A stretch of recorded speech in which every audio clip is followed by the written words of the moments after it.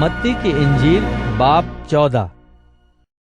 उस वक्त चौथाई मुल्क के हाकिम हेरोदेस ने यीशु की शोहरत सुनी और अपने खादिमों से कहा, ये यूहन्ना बपतिस्मा देने वाला है, वो मुर्दों में से जी उठा है, इसलिए उससे ये मौजज़े जाहिर होते हैं।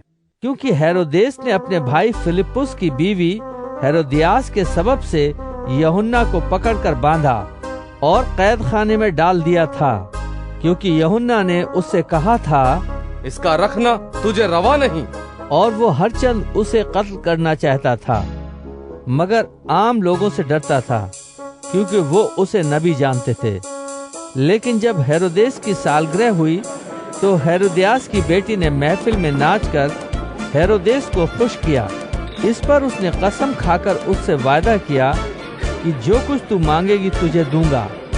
उसने अपनी माँ के सिखाने से कहा, मुझे यूहन्ना बपतिस्मा देने वाले का सर थाल में यही मंगवा दे। बादशाह गमगीन हुआ, मगर अपनी कस्मों और मेहमानों के सबब से उसने हुक्म दिया कि दे दिया जाए, और आदमी भेजकर कैद खाने में यूहन्ना का सर कटवा दिया। और उसका सर थाल में लाया गया और लड़की को दिया गया, और वो उसे अपनी माँ के पास ले गई। और उसके शागिर्दों ने आकर लाश उठा ली और उसे दफन कर दिया और जाकर यीशु को खबर दी। जब यीशु ने ये सुना तो वहां से कश्ती पर अलग किसी वीरान जगह को रवाना हुआ, और लोग ये सुनकर शहर शहर से पैदल उसके पीछे गए।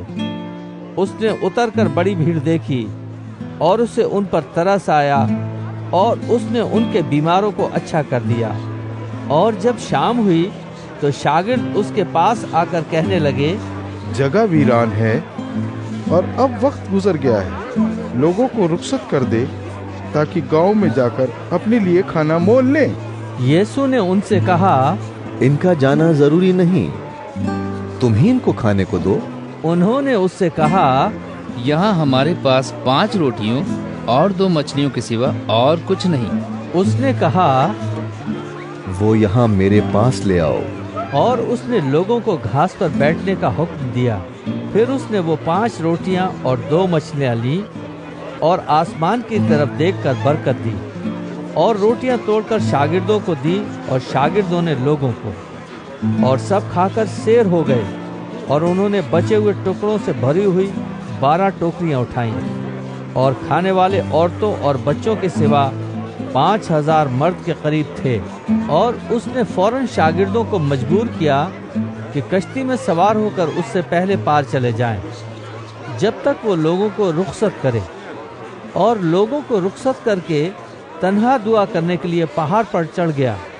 और जब शाम हुई तो वहाँ अकेला था, मगर कश्ती उस वक्त झील के बीच में थी और लहरों से डगमगा रही थी, क्योंकि हवा मुखालिफ थी।